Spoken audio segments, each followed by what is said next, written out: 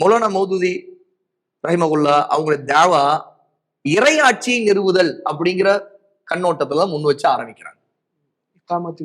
இகாமத்துத்தீன் அப்படின்னாவே ஹாக்கிமியத்தை தான் அவங்க முன் வச்சாங்க. லா இலாஹ இல்லல்லாஹ்வை அவங்க விளக்கம் சொன்னதே மாத்தி சொல்லிட்டாங்க. லா இலாஹ இல்லல்லாஹ் லா மஅபூத பிஹக்கின் இல்லல்லாஹ், வணக்கத்திற்கு வணங்கப்படுவதற்கு தகுதியானவன் உண்மையான ஹக்கு உள்ளவன் அல்லாஹ்வை தவிர யாரும் இல்லைங்கிறது. அவங்க லா இலாஹ இல்லல்லாஹ் லா மஅபூத பிஹக்கின் இல்லல்லாஹ் விளக்கல, லா ஹாக்கிமன் சொல்ல ஆரம்பிச்சிட்டாங்க. ஆட்சி அதிகாரம் அல்லாஹ்வை தவிர யாருக்கும் இல்லை.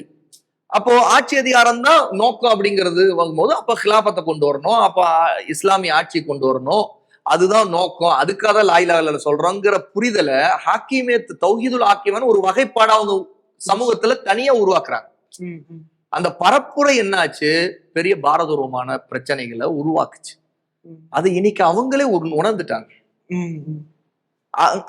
எகிப்துல அல் இஹ்வானுல் முஸ்லிமூன் சையத் குத்துபுடைய பிரச்சாரங்கள் அப்படி அமைஞ்சிச்சு. அதோடைய பாதிப்பை அவங்க சந்திச்சாங்க.